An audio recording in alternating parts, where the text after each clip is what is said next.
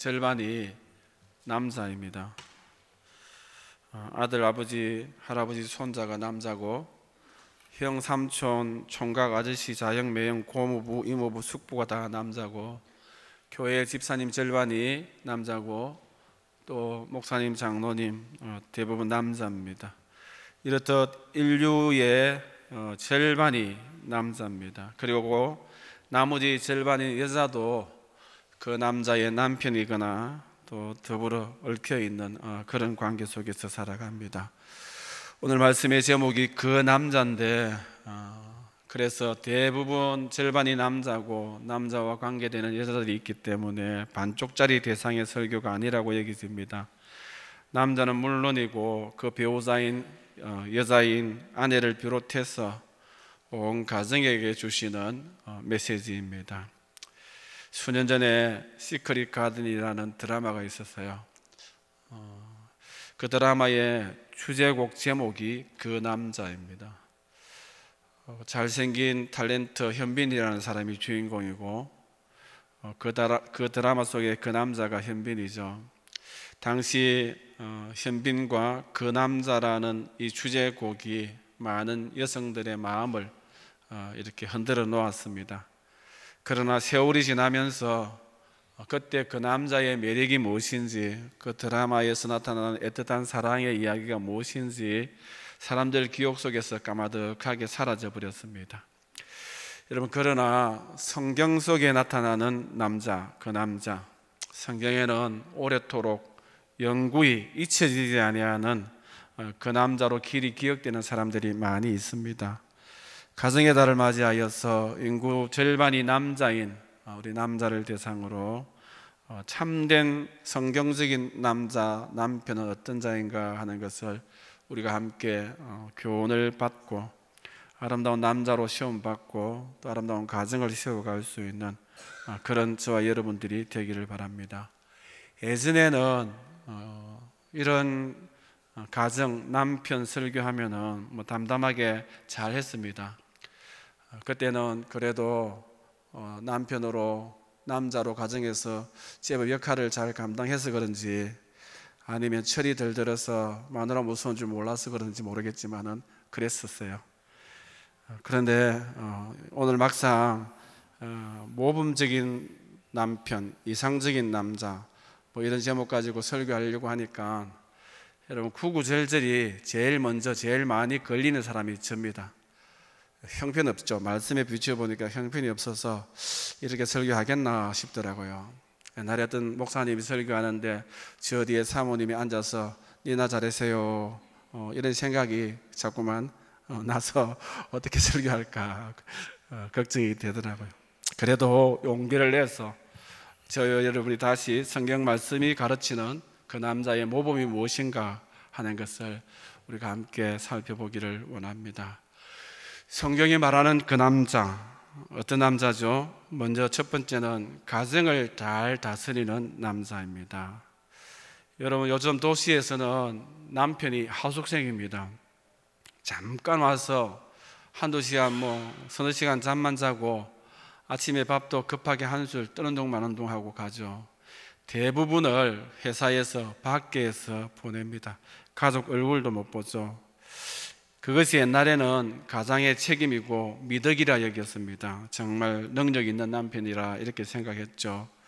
그래서 가정을 돌보지 못해도 아내에 대하여서 시간을 내어서 함께하고 배려하지 못해도 크게 양심에 가책까질 일이 아니었습니다. 근데 요즘은 좀 세월이 많이 바뀌었죠. 아니, 성경은 처음부터 무엇보다 가정을 우선 잘 지키고 돌보고 다스리는 가정의 제사장으로 세워주셨습니다. 돈을 벌고 식구들을 먹여 살리는 것도 중요하지만은 물론 그것이 참 중요하죠. 가장으로서 그것으로 인하여서 모든 것을 소홀히 한다면은 안 된다라는 것이죠. 옛날에 목회자들이 목회하느라고 자녀들을 잘 돌보지 못하여서 목회자 가정에 자녀들이 빛나는 것을 많이 봅니다. 그것을 두고 나는 열심히 목회한다고 그랬다라고 변명할 수가 없다라는 것 똑같은 말씀이죠. 가장은 밖에서 가장의 역할들을 감당하지만은 가정 안에서 가장으로서의 가정제사장 역할을 잘 감당해야 된다라는 것입니다. 가정을 잘 다스리지 못하는 남자는 밖에 나가서 사회 일도 잘할 수 없다라고 성경은 이야기하죠. 디모데전서 3장 4절 보니까 자기 집을 잘 다스려 했죠. 사람이 자기 집을 다스릴 줄 알지 못하면은 어찌 하나님의 교회를 돌보겠느냐. 교회 집사님이나 장로나 장모님이나 목사나 지도자를 일꾼들을 뽑을 때에 가정에서 인정받는 자, 가정을 잘 다스리는 자가 또한 교회 일도 하나님 앞에 쓰임받고 또 사회에서도 쓰임받을 수 있다라고 성경이 가르칩니다. 자기 집을 잘 다스린다. 이 다스린다라는 것은 헬라어로 세 가지 뜻이 있습니다. 영어로 하면은 삼주의라고 하죠. 가이드한다, 가족을 잘 안내한다. 가드한다, 가족을 잘 보호한다. 거번한다, 가족을 잘 돌본다. 거보면 정부죠. 정부처럼 가정의 수장으로서 가정을 잘 돌본다. 여러분, 가정의 제사장인 남편은 가정 식구들을 잘 안내하고 그리고 보호해야 됩니다. 잘 보호하고 또 잘 돌아보는 것이 남자의 자리고 위치다라는 것이죠. 미국의 콜롬비아 바이블 컬리지에 로버트 맥큄킨이라는 학장님이 계셔서요. 그런데 이 학장님 아내가 치매에 걸렸습니다. 아내가 치매에 걸리니까 이 학장님이 만사를 제끼고 그렇게 중요한 자리 학장직도 내려놓고 아내 치매 치료하고 돌보려고 가정으로 온전한 남편으로 돌아갑니다. 돌아가면서 이렇게 고백합니다. 나의 사랑하는 아내 무리엘은 지난 8년 동안 건강이 점점 약해져 왔다. 그러나 최근에 나는 무리엘이 내가 그녀와 함께 있어주는 것을 아주 만족스럽게 생각하며 이제는 내가 그녀를 잠시라도 떠나 있으면 몹시 불안해한다는 사실을 알게 되었다. 심할 때는 불안해하는 정도가 아니라 나를 잃었다라는 공포감에 사로잡힐 때도 있고 나를 찾아라 집 밖으로 나올 때도 있다는 것을 내가 알게 되었다. 그래서 이제 나는 학장직을 사임하고 아내의 곁으로 돌아간다. 이것은 내가 42년 전에 결혼 서약을 하면서 병들 때나 건강할 때나 죽음이 우리를 갈라놓을 때까지 무리애를 돌보는 것을 서약했을 때 이미 약속한 것이기 때문에 내가 지금 돌아가는 것이 이상한 일도 아니다. 그동안 아내가 나를 40년이 넘도록 돌보아왔기 때문에 이제 내가 그 사랑의 빚을 갚기 위하여서 무리애를 돌볼 것이다. 이렇게 이야기했어요. 이 로버트슨 학장님은 아내와의 결혼 서약을 지키기 위하여서 아내가 힘들 때 혼자 주체하지 못할 때 남편의 자리로 중요한 것을 다 내려놓고 돌아갔습니다.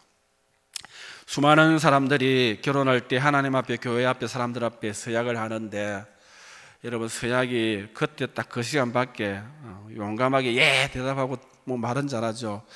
그것으로 끝입니다. 한 번도 살아오면서 내가 그 서약을 지켜야 되겠다. 이게 결혼 서약과는 상반되는 행동이구나 반성하지 않는 것이 우리 모두의 모습입니다. 오늘 이 로버트슨 학장님이 아내가 힘들 때에 결혼식 때에 병들 때나 건강할 때나 죽음이 우리를 갈라놓을 때까지 지키겠다 보호하겠다 이 약속을 지키기 위하여서 돌아갔듯이 저와 여러분들도 결혼 때의 서약을 다시 한번 상기하고 돌아가시기를 바랍니다. 아니 돌아갑시다. 결혼 서약 자리로 돌아가야 된다라는 것이죠. 여러분 가정은 가정을 잘 다스리는 남자입니다. 특히 인도하고 보호하고 돌보는 것, 잘 보호하고 돌보고 인도하는 것이 가장의 역할이고 진정한 그 남자라고 성경은 말씀하고 있습니다. 여러분 성경이 가르치는 그 남자는 어떤 남자죠? 두 번째는 남편의 자리를 잘 지키는 남자입니다. 남자는 남편의 자리에 서죠. 누구나 다 남편의 자리에 섭니다. 여러분 다음 주에 그 여자에 대해서도 말씀하겠지만은 요즘 아이들이 결혼을 하지 않는데 모든 남자들은 남편의 자리에 서는 것이 성경적입니다. 그래서 결혼을 반드시 해야 되죠. 그것이 합당합니다. 남편의 자리를 지킨다라는 것은 뭐죠? 첫 번째, 남편의 자리를 지키는 가장 분명한 것, 중요한 것은 아내를 사랑하는 자리입니다. 혹자는 아내를 비유하기를 팝콘 기계와 같아 이야기합니다. 이런 팝콘 기계에 이렇게 사랑을 넣으면은 사랑이 뻥튀기 돼 가지고 이렇게 남편에게 두세 배 넘치는 사랑이 돌아온다라는 거예요. 그런데 무관심을 넣으면은 무관심이 서너 배 뻥튀기 되어서 정오와 잔소리로 돌아온다라는 거예요. 이번에 아이들이 와가지고 저 안압지에 갔었는데 밤에 이렇게 거니는데 아이들이 엄마 아빠 손잡고 가라 하더라고요. 그래서 손을 잡고 이렇게 갔는데 이 사실인지 아닌지 모르겠는데 나중에 우리 딸이 이야기하더라고요. 아빠가 손잡으니까 엄마가 설레인다 하더라고 이렇게 이야기하는데 진짜인지 아닌지는 모르겠어요. 여러분, 우리가 남편들이 생각할 때에 생각보다도 아내들은 남편의 사랑을 기다리고 있다는 것이죠. 여러분, 우리가 빈말이라도 사랑한다 하면은 그것이 아내에게 힘이 되고 용기가 된다라는 것입니다. 여러분, 그래서 성경 말씀에 자기 아내를 사랑하는 자는 자기를 사랑하는 것이다 라고 말씀하고 있습니다. 아내를 사랑하면 그 사랑이 자기에게 다 돌아오기 때문에 자기를 사랑하는 것입니다. 혹자는 이야기하죠. 아내는 남편의 사랑을 먹고 자라는 초원과 같아. 아내가 사랑의 단비를 주면은, 남편이 사랑을 주면 아내가 가정 초원에 아름답고 달콤한 과일들과 열매들을, 꽃들을 많이 맺는다라는 것이죠. 여러분, 무관심하면은 금방 가정이 황폐해집니다. 휑하죠. 여러분, 악취를 만드는 것은 남편의 무관심입니다. 남편이 노력하고 사랑하고 관심을 보이면 아내가 그 사랑 속에서 풍성한 가정을 일군다라는 것이죠. 흔히 남편들이 이렇게 변명합니다. 내가 시간이 없어서 아내의 관심을 못 가질 뿐이지 사랑하지 않는 것은 아니다. 내가 너무 바쁘고 시간이 없다. 이렇게 이야기를 하죠. 시간 핑계를 대고 바쁘다고 핑계대는데 이것은 흔한 남편의 거짓말일 수가 있습니다. 1년, 2년, 20년 지나가면서 여러분, 남편은 아내를 뒤로 하고 가정을 팽개치고 사업한다고 바쁘고 친구 만나러 바쁘고 취미생활 한다고 바쁘죠. 여러분, 다른 관심으로 바빠서 가정을, 아내를 잘 돌보지 못할 때가 많다는 것입니다. 내가 갱상도 사나이라서 표현을 못할 뿐이지 사랑하지 않는 것은 아니다. 또 이렇게 이야기를 많이 하거든요. 마음으로는 사랑한다. 여러분, 이것은 갱상도 사나이의 변명일 수 있습니다. 한번 따라합시다. 표현하지 않는 사랑은 사랑이 아니다. 우리가 경남 경북에 사는 남성들이 조심해야 되겠죠. 표현을 해야 된다는 겁니다. 경북에 사는, 대구에 사는 장로님이 미국의 교회에 계셨는데 완전 남편 성립니다. 65세가 넘을 때까지 결혼하고부터 한 번도 주도권을 뺏긴 적이 없죠.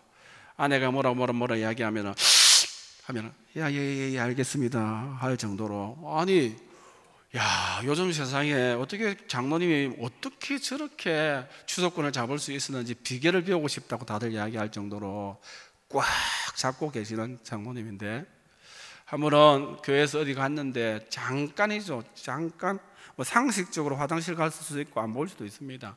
잠깐 안 보이는데, 목사님, 우리 집사람 안 봤습니까? 하고 막 허겁지겁 막 여기저기 찾아서 막 난리더라고요. 권사님을 보고는 안도의 흉심을 싹 쉬면서, 장로님이 아무리 그렇게 주도권을 가지고 막 그렇게 아내를 못 살게 굴어도 아내를 사랑하기는 사랑하는가 보다, 이런 생각이 들어요. 여러분, 마음으로 사랑하면 뭐합니까? 평소에 배려가 없고 아내의 은사를 수용하지 못하고 여러분, 표현하지 않으면 사랑일 수 없다라는 것입니다. 만약에 남편이 중병이라도 걸려서 있으면 어떻게 될까요? 여러분, 평생 동안 아내 수발 들고 이렇게 잘 돌볼 사람이 여러분 아내밖에 없습니다. 그동안에 남편이 쫓아다녔던 친구들도 여러분 며칠만 지나면은 안 보이죠. 취미생활, 사업, 몸져 누워 있으면 영원히 우리의 반려자가 될 수가 없습니다. 제가 월요일 날 이빨이 시큰거리고 이렇게 돼서 점점 아프더라고요. 아파서 이렇게 열이 처음에는 오한이 들고, 그 다음에는 열이 풀풀 끓고, 그 다음에는 식은땀이 계속 나고, 이게 되풀이 되더라고요. 되풀이 돼서 병원에 가서 이빨이 아프다 하니까 염증이 너무 심하다 하더라고요. 그래서 염증을 끌어내고 치료를 하고 약을 먹었습니다. 왔는데도 계속해서 아팠습니다. 며칠 후에 다시 가니까 또 염증 치료를 하더라고요. 너무 아파서 내과에 가니까 약을 많이 먹지 말라고 하더라고요. 아파 죽겠는데 왜 약 많이 먹으면 간을 해친다고 또 이렇게 이야기를 하더라고요. 그래가지고 집에 와서 있는데, 여러분 이제 약도 안 듣는 거예요. 약을 일주일 내내 약을 먹으니까 약이 통증제가 말을 안 듣고 열이 컨트롤이 안 되는 겁니다. 그래가지고 이렇게 오한이 들고 열이 끓고, 그리고 식은땀이 나고, 이빨은 이제 계속해서 아프니까 이쪽 눈도 이렇게 막 아리고 머리도 아프고 난리가 났어요. 난리가 나가지고 한 주간 내내 좀 괜찮아요 하니까 한순간도 안 아픈 적이 없다고 이야기했죠. 그래서 내일이면은 날이 밝자마자 병원에 가서 이빨을 그냥 뽑아버리려고 합니다. 의사가 염증 치료만 할 것이 아니라 신경 치료를 하고 이렇게 치료를 해야 되는데, 그래서 제가 월요일부터 지금 이 순간까지 막 이렇게 진땀을 빼면서 아파 본 적은 평생 없었어요. 그러면서 많은 것을 느꼈습니다. 우리 성도님 가운데 혼자 아프면 얼마나 힘들까. 우리 성도님 가운데 아픈 분들이 계시는데, 이 아픔이라는 것이 인간이 얼마나 연약하고 아프다는 것이 얼마나 고통스럽고 서럽고 힘든 것인가 하는 것을 다시 한번 깨닫게 되죠. 그래서 기도를 해도 더 마음을 담아서 기도하고 사랑을 해야 되겠다는 마음들이 많이 들었죠. 그 아이들이 서울에 가 있을 때 아내가 만약에 없으면 어떨까 이런 생각을 해봅니다. 아파가지고 정신이 없는데 그냥 뭐 제대로 몸도 못 가누는데, 그래도 아내가 옆에서 이렇게 돌봐주고 챙겨주고 격려해주고 위로해주니까, 야, 이것이 반려자고 돕는 배필이구나 하는 것을 다시 한번 느끼게 되죠. 우리가 건강할 때는 우리의 남편, 우리의 아내 이렇게 대수롭지 않게 생각하는데, 우리가 힘들고 외롭고 병들고 아플 때에 끝까지, 언제까지 남편 곁에 머물러서 연인 같은 사랑과 친구 같은 우정으로 끝까지 지켜주고 돌볼 사람은 아내밖에 없는 줄 믿습니다. 믿습니까? 예, 아내가 참으로 소중하고 중요합니다. 에베소서 5장 25절에 남편들에게 아내 사랑을 강권하죠. 남편들아, 아내 사랑하기를 그리스도께서 교회를 사랑하시고 그 교회를 위하여 자신을 주심같이 하라 말씀하고 있습니다. 남편의 자리는 그 어떤 자리보다도 아내를 사랑하는 자리다라고 성경은 말씀하고 있습니다. 그 남자, 성경적인 그 남자는 아내를 사랑하는 남자다라는 것이죠. 다시 한번 아내를 깊이 사랑할 수 있는 우리 남편들, 남자들이 다 되시기를 바랍니다. 여러분, 남편의 자리는 뭐죠? 한 걸음 더 나아가서 아내를 잘 헤아리고 이해하는 자리가 남편의 자리입니다. 베드로전서 3장 7절 오늘 본문 말씀에 남편들아 이와 같이 지식을 따라 너희 아내와 동거하고, 지식을 따라 했는데 무슨 말이죠? 아내에 대한 지식이 있으라는 것이죠. 아내가 지금 어떠한 상태인가 하는 것에 대해서 아내를 알아주면서 사랑하다라고 말씀하는 것입니다. 무엇을 알아줘야 될까요? 아내는 연약한 여인이라는 점을 알아줘야 됩니다. 그를 더 연약한 그릇으로 알아 귀히 여기라 했거든요. 남편과 비교급으로 나옵니다. 남편은 아내에 비해서 강한 자고, 여러분, 아내는 남편에 비해서 연약한 자가 창조 질서입니다. 그렇게 하나님께서 그런 더 강한 남자와 더 연약한 아내가 배필이 되었다라고 성경은 말씀하고 있죠. 여러분, 제가 저 아내에게 자주 하는 말이 있는데, 표현이 있는데, 부엌에서 막 끙끙거리고 양념통을 못 열죠. 못 열고 또 뭐 병을 못 열고 막 끙끙거리면서 가져옵니다. 이거 좀 열어주세요 합니다. 저는 힘도 안 들여요. 그냥 툭 열면서 참네 이러고 남녀 평등 이야기하지 말라고. 능력 차이가 나는데 무슨 남녀 평등 하느냐고. 매번 제가 이렇게 이런 일이 있을 때마다 뚜껑 열 때마다 남녀 평등 이야기하지 말라고 이야기를 했어요. 여러분, 남자는 아내보다 더 강하게 만들어져 있습니다. 그리고 아내는 더 연약한 그릇이라고 성경은 말씀하고 있습니다. 여러분, 남자는 녹그릇이고 아내는 질그릇입니다. 깨어질까 망가질까 이렇게 우리가 잘 보호해야 되겠죠. 성경이 말하는 여자 아내의 사용 설명서가 뭐죠? 함부로 억세게 대하면 안 된다라는 것입니다. 망가질까 다칠세라 상할세라 조심조심 귀하게 여겨야 된다라고 말씀합니다. 여러분, 우리가 여자는 연약한 여인이라는 것을 지식으로 알아라라고 성경은 말씀하고 있습니다. 그리고 지식에 따라서 아내와 동거하라는 것인데, 아내에 대해서 알아야 될 두 번째 지식이 뭐죠? 오늘 말씀 가운데 또 생명의 은혜와 함께 이어받을 자로 알아 귀히 여기라 했거든요. 무슨 말이죠? 은혜로 주시는 영원한 생명을 함께 누릴 반려자로 아내를 주셨습니다. 영원한 인생의 동반자임을 알아서 귀하게 여겨라. 끝까지, 인생 끝까지 갈 동반자라는 것이죠. 생명을 이어받을 동반자라고 말씀하고 있습니다. 여러분, 연약한 아내를 스트레스 받지 않게 하고 상하지 않게 하고 여왕처럼 귀하게 여겨서 함께 오래오래 살라라는 말씀입니다. 대부분의 아내의 화병은 남편이 원인일 때가 많습니다. 아내의 주름살과 왜소함과 주눅듦 다 남편이 만든 것일 수가 있다는 것이죠. 100세 시대를 맞이하여서 100년 해로하다가 남편이 하루 먼저 가고 아내가 다음날 뒤따라 올 수 있도록 상하지 않게 다치지 않게 아내를 귀히 여겨라 라는 것이 아내에 대한 지식에 따라서 아내와 동거하라. 이 아내는 평생 함께 갈, 생명을 이어갈 같이 동반자라고 말씀하고 있습니다. 여러분, 남편의 자리는 뭐죠? 아내의 마음과 형편을 헤아려서 알아라는 것이죠. 여러분, 무엇으로 마음 상하는지, 요즘 어떤 일로 힘드는지, 몸이 어디가 불편한지 아픈지, 무엇이 고민인지 답답한지, 기도 제목이 뭔지. 아내가 여러분 고민이 있어서 금식 기도하고 있는데 남편은 그것도 모르고 밥 먹자. 왜 밥 안 먹는데? 이렇게 아내의 금식 기도하는 것도 헤아리지 못하는 것이 우리 남편의 실수일 수가 있다는 것이죠. 잘 헤아려 알고 돕고 위로하는 것이 남편의 자리입니다. 신혼 시절에는 애틋한 마음으로 여러분 신부가 울면은 내가 평생 절대 눈에 눈물 나지 않겠다라고 약속해 놓고 제일 많이 울게 만드는 사람이 남편 아닙니까? 마지막으로 남편의 자리는 아내를 사랑하는 자리 중에 또 한 가지 뭐죠? 마지막으로 남편의 자리는 아내의 말을 잘 듣고 순종하는 자리다. 한번 따라합시다. 아내의 말을 잘 듣고 순종하자.